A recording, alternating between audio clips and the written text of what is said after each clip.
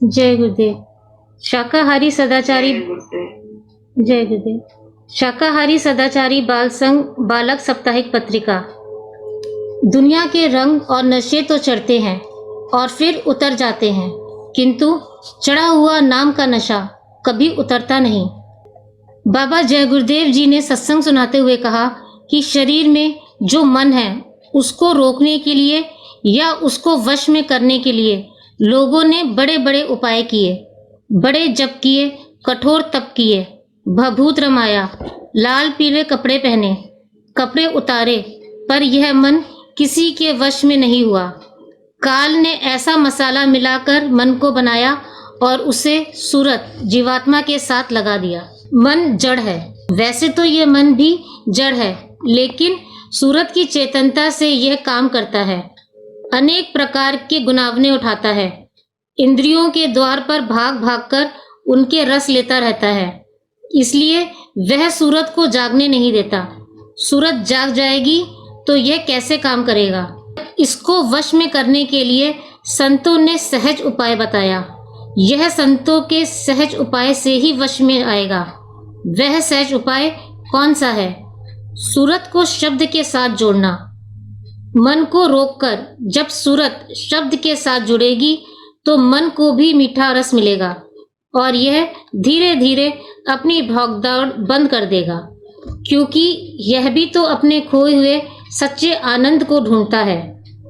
तो संतों ने, फकीरों ने मन को वश में करने का सहज रास्ता रखा कि थोड़ा बैठकर, थोड़ा मन को रोककर उसे समझा बुझाकर भजन करो, ध्यान करो, सुमिरन करो। इसी सरल साधना में मन की पकड़ है। जो सहज काम है उसे तुम करते नहीं हो। घाट पर बैठकर मन को रोकते नहीं हो। वह थोड़ा रुके तो सूरत अपना काम करना शुरू कर दे। मन डरता है। जब भजन पर बैठते हो तो यह भाग जाता है। इस सरल साधना में ही मन की गति पकड़ी जाती है। यह डरता है कि कहीं मैं मर ना जाऊं। इसको समझाओ कि उधर मरना नहीं, उधर तो आनंद मिलेगा जिसकी खोज में तू भटक रहा है। दुनिया में सब करके देख लिया, तुझे क्या मिला? मतलब ये कि उसे रोकना है और यह सहज युक्ति है। उसको रोकना ही तो साधना है, अभ्यास है। अब उतना भी तुम नहीं करोगे तो कैसे काम होगा? जब जब तुम्हें समय मिला अनमोल मनुष्य शरीर का तो तुमने उसे खो दिया। अब फिर समय मिला है, उसमें भी तुम कुछ नहीं कर रहे हो और समय निकला जा रहा है। रोज बैठो। जैसे ही मन, बुद्धि, चित्त शांत हो जाएंगे वैसे ही शब्द का बोध होने लगेगा। घाट पर बैठो। हम भी गए गुरु महाराज के पास, 20-20 घंटे समय दिया। जब कभी गुरु महाराज से कहता तो कहते कि रास्ता सच्चा है, कमी तुम्हारे अंदर है, तुम समय नहीं देते हो। अगर मन भागता है तो समझो कि अपने में बहुत बड़ी कमी है। तुम यह समझकर अपनी साधना में लगे रहो कि तुम्हें अपना काम करना है। जब गुरु महाराज की मौज मर्जी होगी दया कर देंगे।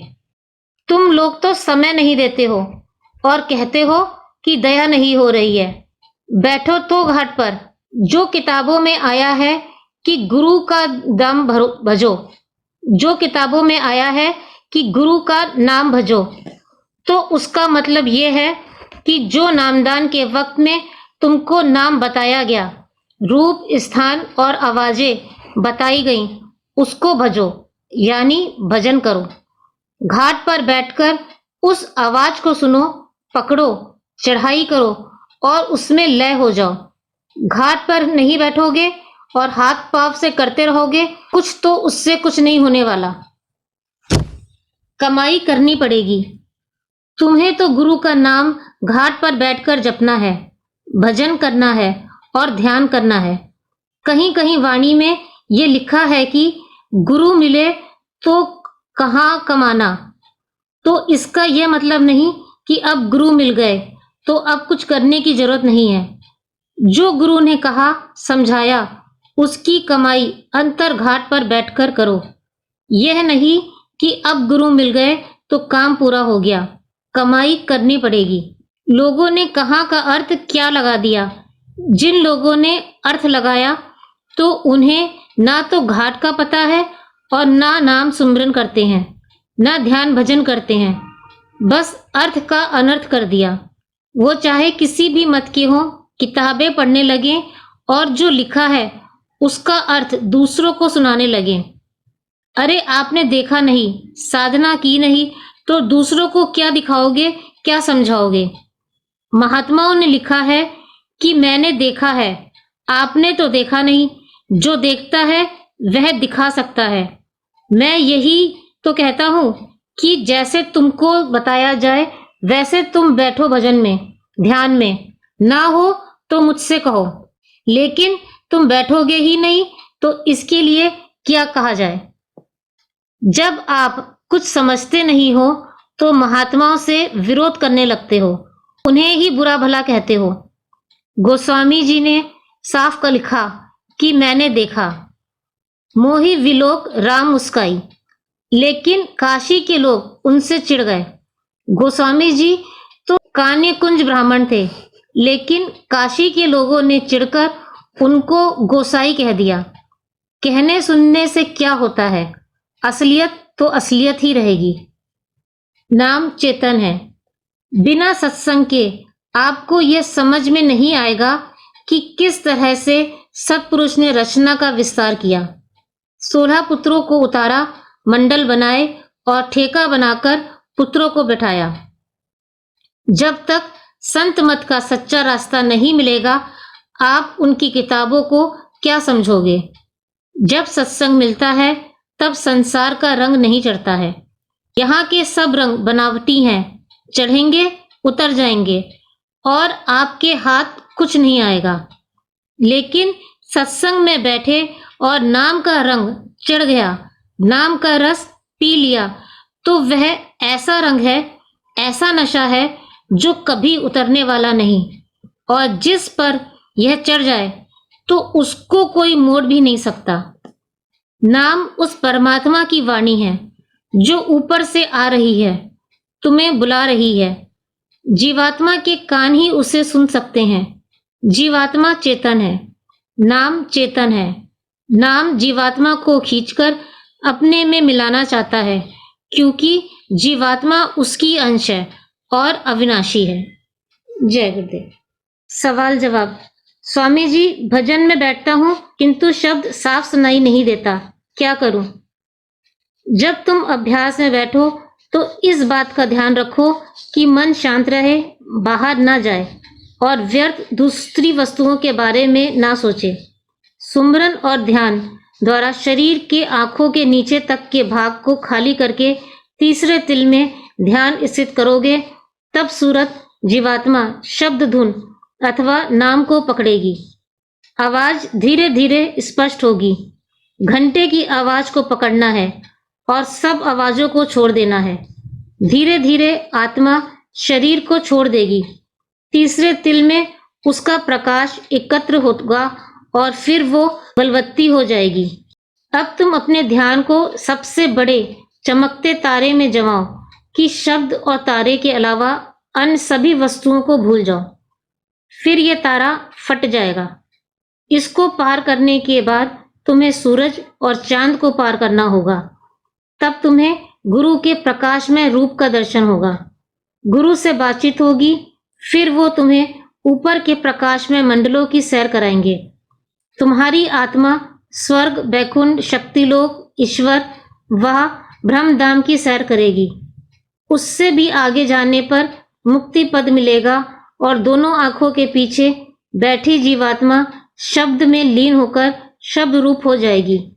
वहां उसमें इतनी शक्ति आ जाएगी कि वह अनंतों ब्रह्मांडों की पलक मारते रचना कर दे। जय गुरुदेव।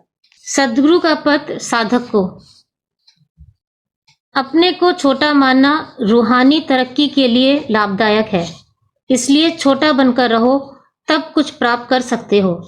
दूसरों की चिंता कम करो, पहले अपने आत्म कल्याण की चिंता करो।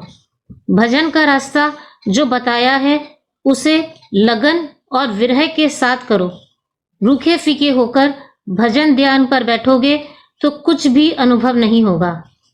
जो शाकाहारी नहीं है उनके साथ अधिक मिलना जुलना साधकों के मन पर अनुकूल प्रभाव नहीं डालता।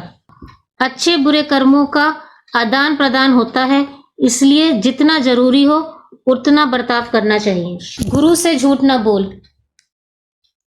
एक बार स्वामी जी महाराज ने एक कहानी सुनाई कि एक आदमी जो ला धड़ाक बोलने वाला था और हरफल मोला था, एक महात्मा जी के सत्संग में जाता था। 2-4 दिन सत्संग सुना और उसे उनकी बातें अच्छी लगी तो वह बराबर जाने लगा। 8-10 दिन बीते तो महात्मा जी ने कहा कि जो नामदान लेना चाहे वो रुक जाए, मैं उसे प्रभु प्राप्ति का रास्ता बता दूंगा। वह आदमी भी रुक गया। महात्मा जी ने कहा कि देखो, शराब, जुआ, चोरी, मांसाहार ये सब तुमको छोड़ना होगा।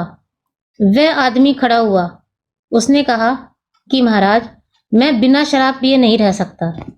जुआ मेरा मनोरंजन है, मेरी आदत है, इतनी आसानी से बंद नहीं हो सकता। और चोरी वो मेरी कमाई है। महात्मा जी बोले कि ठीक है, तुझे छूट है, तू सब कुछ करना, पर एक वादा तुझे करना होगा। उसने पूछा क्या? महात्मा जी बोले कि तू मेरे सामने ये कुछ नहीं करेगा। उस आदमी ने मन में सोचा कि यह तो कोई बड़ी बात नहीं है। उसने वादा कर लिया। कुछ दिन तो वो सत्संग साधन भजन में लगा रहा। उसकी आदत ने जोर मारा और वो शराब पीने के लिए शराब खाने में जा पहुंचा। जैसे ही उसने गिलास हाथ में उठाया तो देखा सामने गुरुजी खड़े हैं। अब क्या करे? वादा किया था, मन ने धोखा दिया। इसलिए गुरुजी मना करते थे कि शराब मत पियो ताकि उनकी पोल ना खुले। लेकिन उसने शराब नहीं पी और चल दिया, अपना वादा निभाया। सोचा चलो जुआ खेलेंगे। जैसे ही दाव लगाने चला कि देखा गुरुजी सामने खड़े। खींच गया, लेकिन वादा निभाना था, इसलिए वहां से भी चल दिया। सोचा चलो चोरी करेंगे, कुछ ना कुछ तो करना ही है। जैसे ही किसी के घर में घुसा तो देखा गुरुजी सामने खड़े हैं। मन ही मन गुस्से में बौखला गया और सोचता है कि सब समझ में आ गया कि गुरुजी क्यों रोकते हैं। अब मैं इनकी पोल खोलूंगा। हर तरफ से हार कर वो गाना सुनने के लिए एक कोठे पर चढ़ा। देखा कि गुरुजी दरवाजे पर खड़े। उसके दिल दिमाग को करारा झटका लगा और सोचने लगा कि ये गुरु इंसान नहीं, या तो कोई शक्ति है या कोई भूत प्रेत है। फिर वो गुरुजी के आश्रम पर गया। प्रेमी जन सो रहे थे, उनको जगाया और पूछा कि गुरुजी कहाँ हैं। प्रेमियों ने बताया कि गुरुजी कुटी के अंदर आराम कर रहे हैं। उसने कहा कि झूठ, गुरुजी है ही नहीं यहाँ पर। यह खुसर पुसर चल ही रही थी कि गुरुजी कुटी से बाहर आए और बोले कि बच्चा, इतनी रात को कैसे तू आया, क्या बात हो गई? गुरुजी को सामने खड़ा देखकर उसकी तो बोलती बंद हो गई। अपने भूल का एहसास हुआ और वह चरणों में गिर पड़ा और उसने ऐसी भक्ति की जो एक आदर्श बन गई। इस कहानी को सुनाते हुए स्वामी जी महाराज ने कहा था कि अगर तुम सच्चे दिल से अपनी बुराइयों को खोल कर रख दो, अपनी कमजोरियों को स्वीकार कर लो, तो महात्मा तो सर्वसमर्थ होते हैं और उनके पास हर तरह के उपाय हैं, तुम्हें उठा लेंगे। लेकिन तुम अपनी बुराइयों को भी खोलने में कपट रखते हो, तो महात्मा क्या करें? दिखावा मत करो। गुरु के आगे निष्कपट होना यह प्रेमी का एक संकल्प होता है, और जो यह संकल्प लेता है वह कभी गुरु से भावनाओं में भी पर्दा नहीं रखता। लेकिन वाणी की मर्यादा होनी चाहिए। हर दम ये कहते रहें कि मैं बड़ा पापी, मैं बड़ा गुनहगार, मैं बड़ा ये वो, और 10 लोग सुनते रहें, तो यह निष्कपटता नहीं है, ये दिखावा है। निष्कपटता तो वह है कि गुरु महाराज कुछ भी पूछते हैं, अच्छी बुरी उसे सच सच बता दो। अपनी भलाई हो या अपनी बुराई हो। जब हम अपने आंतरिक मन से कोई छल प्रपंच की भावना नहीं रखेंगे और इस विश्वास को मन में जमाए रहेंगे कि गुरु महाराज हमारे अंदर छिपी 7 तहों की भलाइयों को जानते हैं, मन ही मन उनसे अपने गुनाहों की माफी मांगते रहेंगे, तो गुरु की दया भी हमारे ऊपर होगी और हमको महसूस होगा कि गुरु की कितनी दया हो रही है। ये कोई दिखावे की चीज नहीं होती, इसलिए कहा है गुरु से कुछ ना छुपाइए, गुरु से झूठ ना बोल, बुरी भली खोटी करी, गुरु आगे सब खोल। अपनी निष्कपट भावनाओं को लेकर हम भक्ति मार्ग पर चलेंगे और अगर गुरु महाराज कोई सी भी बात कैसी भी हो हमसे पूछेंगे, हम उन्हें सच्चे दिल से बात बता दें तो उनकी दया सुधार लेगी और हमारे मन बुद्धि चित्त निर्मल हो जाएंगे। जय गुरुदेव। स्वामी जी ने कहा, होली के अवसर पर सत्संग के साथ नामदान मिल जाएगा। जिनको नामदान मिल चुका है वो हमेशा याद करते रहें कि ये दुनिया परदेश है, मरने के बाद कुछ भी साथ नहीं जाएगा। यह जो खोल यानी शरीर है वह भी जला दिया जाएगा। अगला वचन, मैंने 40-45 सालों में लोगों को बहुत समझाया, बहुत मेहनत की। मैंने कहा कि शाकाहारी रहना और ऐसा कोई नशा मत करना जिससे बुद्धि पागल हो जाए। आगे क्या होगा ये सबको अब पता चल जाएगा। अगला वचन, सारे मुल्कों में अर्थ की यानी पैसों की कमी हो गई, लेकिन कोई खुलकर बता नहीं रहा। व्यापारी कहने लगे कि माल रखा है, बिक्री नहीं हो रही। आर्थिक मंदी का दौर स्वतंत्र हो गया, आर्थिक मंदी का दौर सर्वत्र हो गया। अगला वचन, कृष्ण ने कहा कि जब देश में वर्ण संकरता फैल जाती है और नर नारी बच्चियों का चरित्र गिर जाता है तब विनाश होता है। अगला वचन, जब तक 1000 साल पीछे तुम नहीं लौट जाते सुख शांति मिलने वाली नहीं। तुम कहीं भी भागकर जाओ, मौत तुम्हारा पीछा कर रही है। अगला वचन, देवियां आती हैं और कहती हैं कि ये रोग हो गया, वो रोग हो गया, दया कर दीजिए। मैं कहता हूं कि महीने में 5 दिन तक स्नान बिल्कुल मत करो, वरना शरीर रोगी होने पर कोई डॉक्टर इलाज नहीं कर सकता। अगला वचन, यह मंदिर जो बन रहा है और तुम सेवा कर रहे हो उसका प्रचार मैंने नहीं किया। जिस दिन प्रचार कर दूंगा फिर तो सारा देश देखने के लिए टूट पड़ेगा। अगला वचन, पहले तुम अपने आप को जानो कि तुम कौन हो, कहां से आए। तुमने खुद को तो जाना नहीं, फिर खुदा को क्या जान पाओगे। जय गुरुदेव। आपके खत का जवाब, अंजनी कुमार जी, स्वामी जी महाराज इधर कई वर्षों से कह रहे हैं कि देश व दुनिया में आर्थिक मंदी आएगी, जिसके कारण सामान बिकेगा नहीं और व्यापार में घाटा होगा। अतः समय अनुकूल न होने के कारण कोई नया धंधा शुरू करना हितकारी नहीं होगा।